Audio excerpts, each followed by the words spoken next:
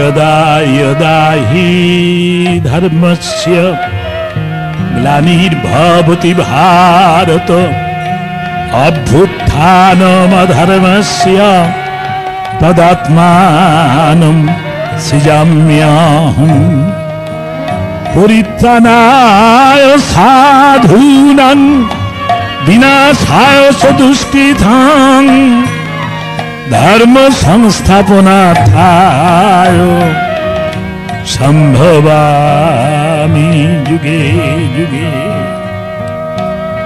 যখনই যখনই ধর্মের গ্লানি আর অধর্মের প্রাদুর্ভাব হয় তখনই তখনই এক একজন যুগত্রাতা মহামানব আবির্ভূত হন। ওই জীবের নিস্তার লাগি নন্দ সুত হরি। জীবের নিস্তার লাগি নন্দ সুত হরি। ভুবনে প্রকাশন গুরু রূপ ধরি। ভুবনে প্রকাশন গুরু রূপ ধরি। যুগে যুগেই তিনি আবির্ভূত হন, তাই এই যুগেও তিনি আবির্ভূত হলেন। ওই ব্রজের গোপাল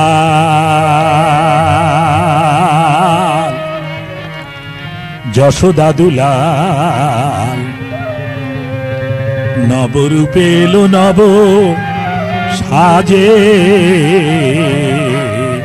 ব্রজের গোপাল যশোদা দুলাল নবরূপে এলো নব সাজে। ব্রজের গোপাল মরি কি রূপে দেখাটা আহা মরি রে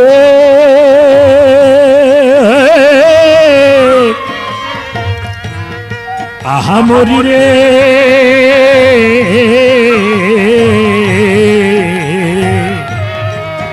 আহা মরি আহা মরি মরি মরি কি ডুপের ঘটা শত বিজলি ছটা। মরি কি রূপের ঘটা শত বিজলির ছটা। রবি শশী মুখী ঢাকে লাজে। ব্রজের গোপাল যশোদা দুলাল নবরূপে এলো নব সাজে। ব্রজের গোপাল চাঁদ উঠেছে চাঁদ উঠেছে কোথায়? হিমায়িতপুরে আজ চাঁদ উঠেছে। হিমায়িতপুরে আজ চাঁদ উঠেছে। ব্রজ নদে রে হিমায়িতপুরে আজ চাঁদ উঠেছে। ওই ব্রজ নদে আধার করে হিমায়িতপুরে আজ চাঁদ উঠেছে। ব্রজ নদে আধার করে পাবনা জেলাহি মাইতিপুরে। ব্রজ নদে আধার করে পাবনা জেলার হি মাইতপুরে। ব্রজ নদে আধার করে পাবনা জেলার হি মাইতপুরে চাঁদ উঠেছে। এ চাঁদ ছিল বৃন্দাবনে, বৃন্দাবন থেকে চাঁদ এলো নদিয়াতে। ওই ব্রজ ছাড়ি নদে পুরী এলেন গো রূপ ধরি। ব্রজ সারি নদে পুরে এলেন গৌর রূপ ধরি। নাম বিলা ইলেন হরি কীর্তনের দল গড়ি। নামে বিলা ইলেন হরি কীর্তনের দল গড়ি। শ্রীমান মহাপ্রভু ভেবেছিলেন নামের বন্যায়, প্রেমের বন্যায় আমি পাপ তাপ আবর্জনা সব ধুয়ে নিয়ে যাব, কিন্তু তবু চরমে তত্ত্ব দেওয়া হলো না। তবু চরম তত্ত্ব দেওয়া গেল না। কাল পূর্ণ হয়নি বলে চরম তত্ত্ব দেওয়া হলো না। কাল পূর্ণ হয়নি বলে চরম তত্ত্ব দেওয়া গেল না। যোগ্য কাল না হাতে চরম তত্ত্ব দেওয়া হলো না। ওই যোগ্য কাল না হওয়াতে চরম তত্ত্ব দেওয়া গেল না। যোগ্য কাল না হওয়াতে চরম তত্ত্ব দেওয়া গেল না। যোগ্য কাল না হওয়াতে চরম তত্ত্ব দেওয়া গেল না। তাই নিতায়েরও হাতে ধরি বললেন প্রভু বিনয় করি। ও নিতায়েরও হাতে ধরি বললেন প্রভু বিনয় করি।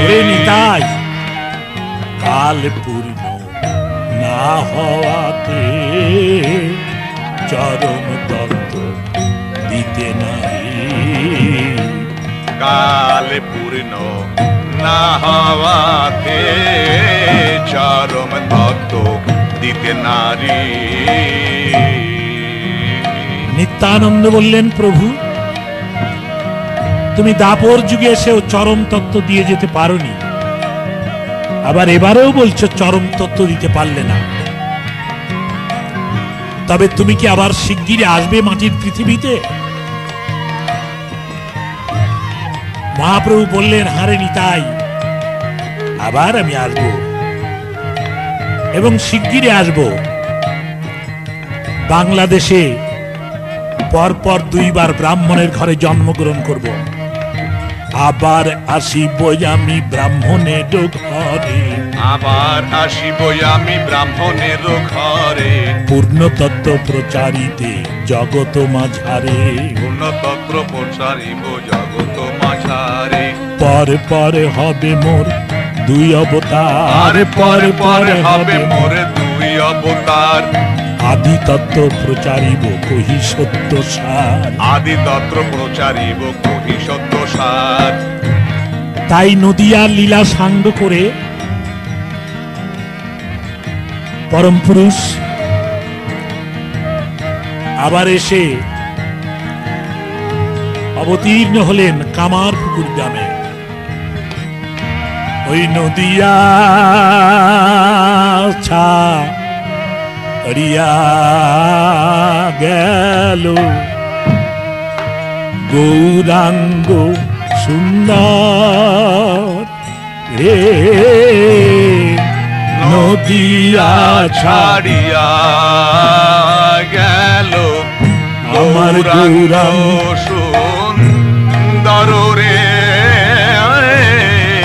আমার পুকুর এলেন প্রভু আমার, ওই গদাধর আরে আরে কামার পুকুর এলেন প্রভু আমার হয়ে গদা ধরো রে।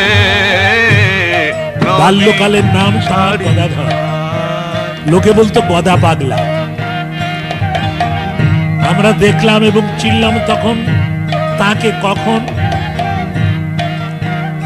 যখন রানী রাসমণির পূজার মন্দিরে, রানী রাসমণির পূজার মন্দিরে পূজারি হয়ে দয়াল পূজা করে। রানী রাসমণির পূজার মন্দিরে, ওই পূজারি হয়ে দয়াল পূজা করে রানী রাসমণির পূজার মন্দিরে।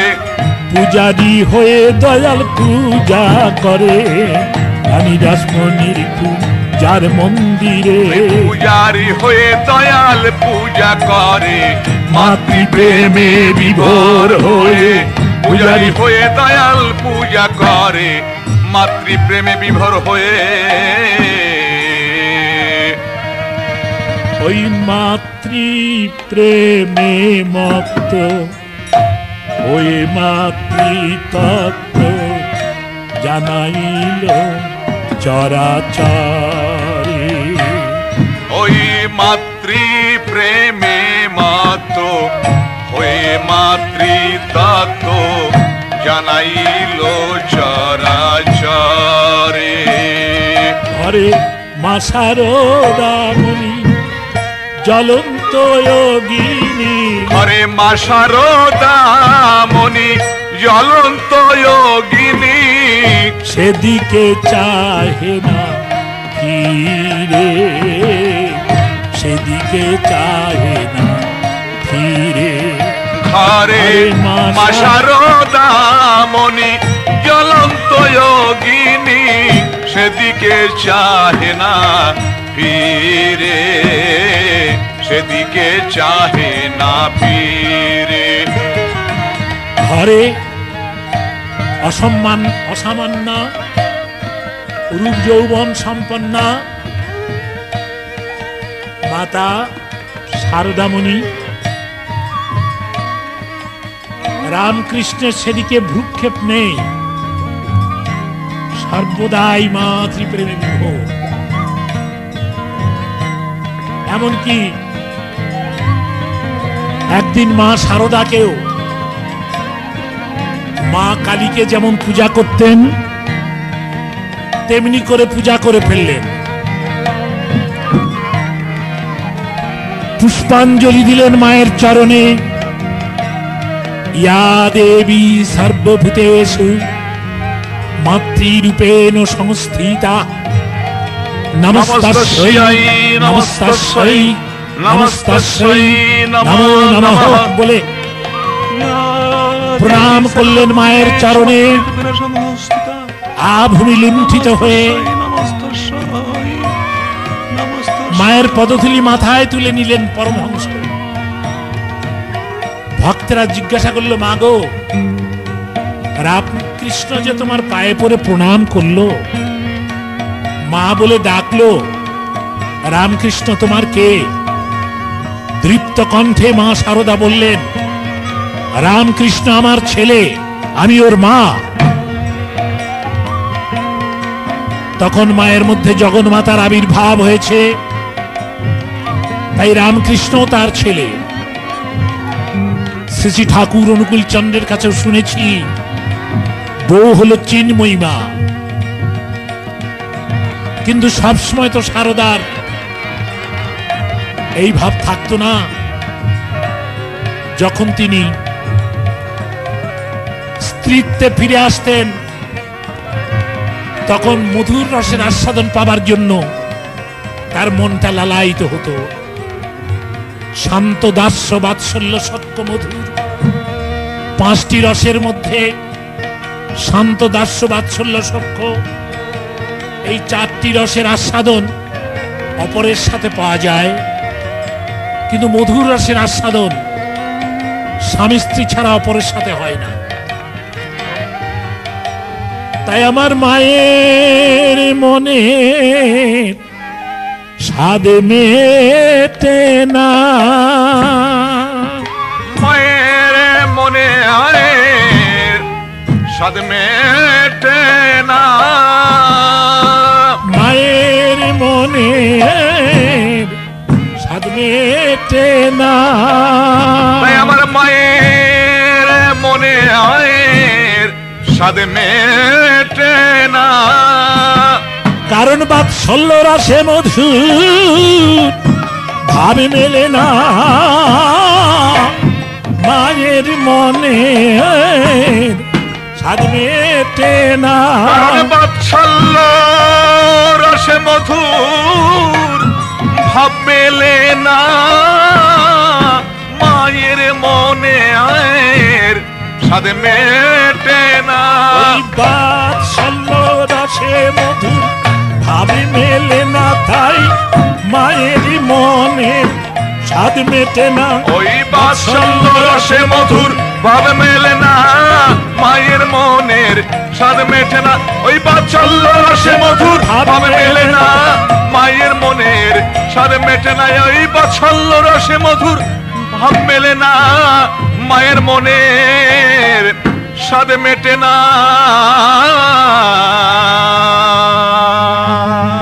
রামকৃষ্ণ পরমহংস বললেন, সারদা, এ জন্মে আমি তোমার মধুর রসের আস্বাদন দিতে পারবো না।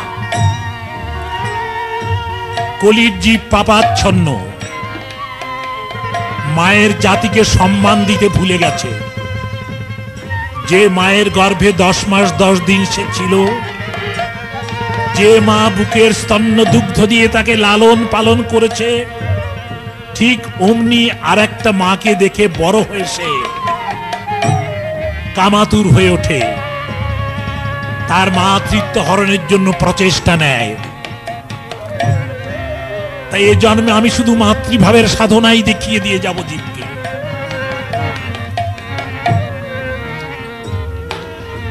1293 সালের শেষ ভাগে মহাপ্রয়াণ করলেন রামকৃষ্ণ পরমহংস। 1295 সালের 30 ভাদ্র তাল নবমী তিথিতে শুক্রবারে উষাকালে আবির্ভূত হলেন সেই ভূমা পুরুষ। ভাগীরথী পদ্মার তীরে একটি ক্ষুদ্র গ্রাম হিমায়তপুর,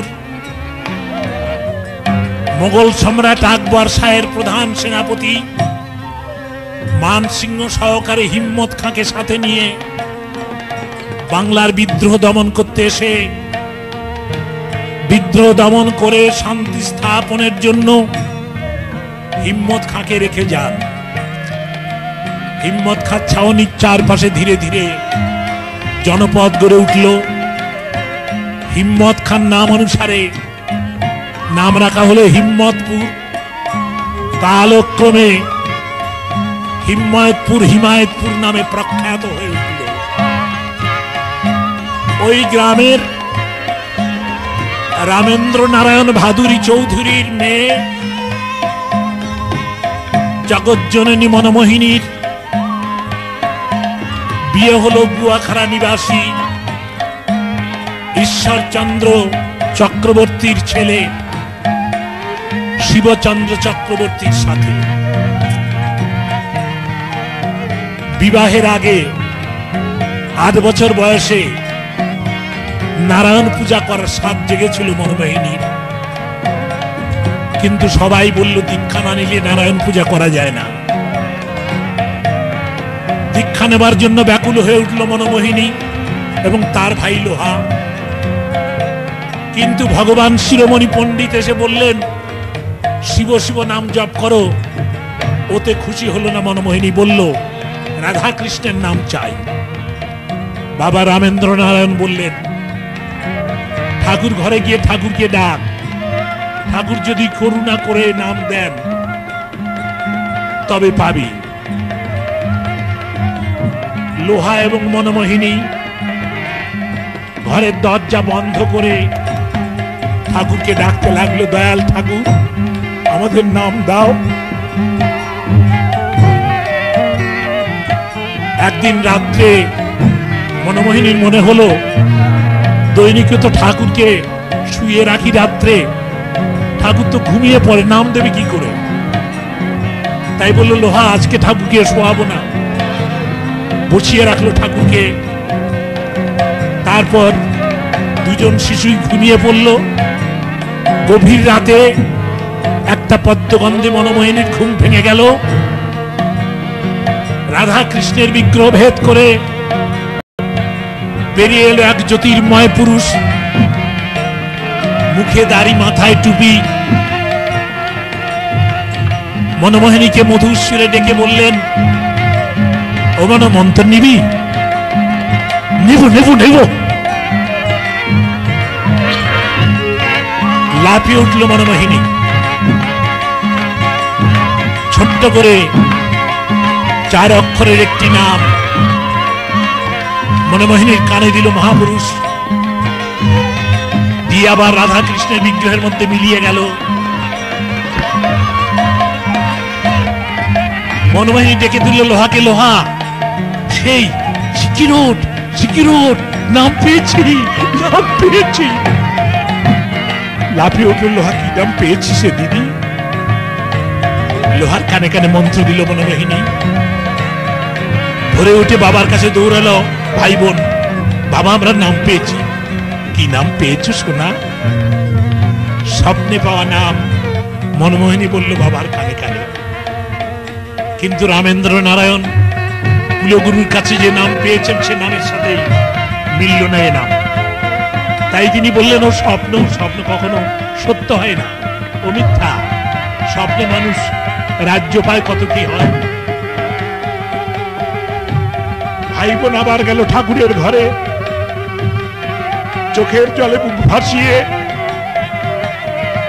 ঘরে খিল দিয়ে ডাকতে লাগলো ঠাকুরকে, ও দয়াল ঠাকুর, আমরা ছোট মানুষ বলে কি তুমি আমাদের একটা মিথ্যে নাম দিয়ে গেলে? বেলা 2য় প্রহরে আবার রাধা কৃষ্ণের বিগ্রহ ভেদ করে বেরিয়ে এলো সেই জ্যোতির্ময় পুরুষ। মধুর সুরে ডেকে বলল, মা নাম ঠিকই পেয়েছো, কারো কাছে বলো না, তবে যে নাম তুমি পেয়েছো এ নাম এখনো প্রচার হয়নি। এ নাম যিনি প্রচার করবেন সেই নামই কিছুদিন পরেই আসবে। নাম করতে লাগলো লোহার মনমোহিনী, কারো কাছে বলল না আর নামের কথা। 9 বছর বয়সে গুয়াখাড়া নিবাসী ঈশ্বরচন্দ্র চক্রবর্তীর ছেলে 24 বৎসর বয়স্ক শিবচন্দ্র চক্রবর্তীর সঙ্গে বিবাহ হলো মনমোহিনীর। বিবাহ বাসরে যখন শিবচন্দ্র আর মনমোহিনী পাশাপাশি দাঁড়ালো, লোকে দেখে বলল, হা হা হা হা, যেন শিব আর শিবানী, যেন হর আর পার্বতী।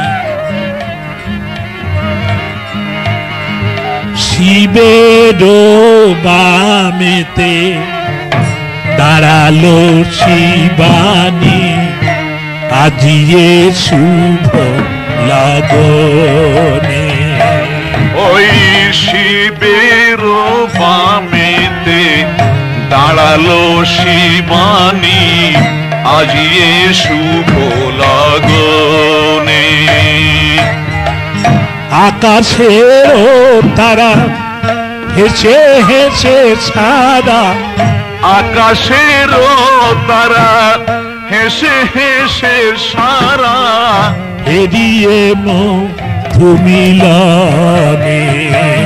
ওই আকাশের তারা হেসে হেসে তারা, এড়িয়ে মধু মিলনে। তারা দাঁড়ালো করে এসে, তারা দাঁড়ালো ভিড় করে এসে, তারা দাঁড়ালো। সুনীল আকাশে হেসে হেসে ভিড় করে এসে তারা দাঁড়ালো। সুনীল আকাশে হেসে হেসে ভিড় করে এসে তারা দাঁড়ালো। সুনীল আকাশে হেসে ভিড় করে এসে তারা দাঁড়ালো। সুনীল আকাশে হেসে হেসে ভিড় করে এসে তারা দাঁড়ালো। কোকিলা কুহরে সুমধুর সুরে পাপিয়া ধরেছে। ওই কোকিলা কুহরে সুমধুর সুরে মোরা ধরেছে। ভ্রমরি ভ্রমরে আহামরি রে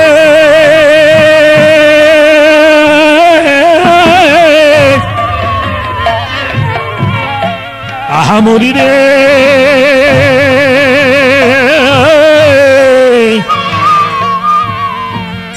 আহামরি রে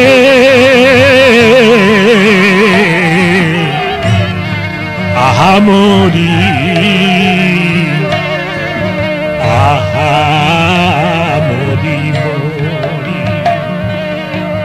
ভ্রমরি ভ্রমরে গুনি গুন সুরে। ভ্রমরি ভ্রমরে গুন গুন সুরে গাই মিলনের গান। ওই ভ্রমরি ভ্রমরে গুন গুন সুরে গায় মিলনের গান। তারা গুন গুন সুরে গান করে। তারা গুন গুন সুরে গান করে। শিব শিবানী মিলন হেরে গুন গুন সুরে গান করে। শিব শিবানীর মিলন হেরে তারা গুন গুন সুরে গান করে। শিব শিবানীর মিলন হেরে গুন গুন সুরে গান করে। শিব শিবানীর মিলন হেরে গুন গুন সুরে গান করে। উদাসী পদ্মা হলো রে উতলা। উদাসী পদ্মা হলো রে উতলা। উদাসী পদ্মা হলো রে উতলা। উদাসী পদ্মা হলো রে উতলা। আপনা ধরিতে না যে পদ্মা ধরিতে পারে। পদ্মা আপনা ধরিতে না রে পদ্মায় আপনা ধরিতে না রে। কুলু কুলু না দে চলে মন সাধে। কুল কুল না দে চলে মন সাধে। জানিয়ে দেয় সবারে পদ্মা জানিয়ে দেয় সবারে। সুগম হলো সুগম হলো হাজারবার পথ। সুগম হলো তার আসবার পথ। সুগম হলো হাজারবার পথ। সুগম হলো ওই তার আসবার পথ। সুগম হলো পদ্মায় কথা জানিয়ে গেল হাজারবার পথ। সুগম হলো ওই পদ্মায় কথা জানিয়ে গেল তার আসবার পথ। সুগম হলো ওই পদ্মায় কথা জানিয়ে গেল তার আসবার পথ। সুগম হলো পদ্মায় কথা জানিয়ে গেল তার আসবার পথ। সুগম হলো দীন দাসে কয় হয়েছে সময় ধরায় আসিবেন তিনি। ওই দিন দাসে কায়ে হয়েছে সময় ধরায় আসিবেন তিনি। তারি লাগি হেন মধুর মিলন মিলিল শিবানী। ওই তারি লাগি হেন মধুর মিলন মিলিল শিব শিবানী। মিলন হলো মিলন হলো শিব শিবানী, মিলন হলো শিব শিবানী, মিলন হলো শিব শিবানী, মিলন হলো ওই শিব শিবানী, মিলন হলো। এই বদন ভরে একবার হরি বলো শিব শিবানী, মিলন হলো ওই বদন ভরে একবারে হরি বলো শিব শিবানীর মিলন হলো।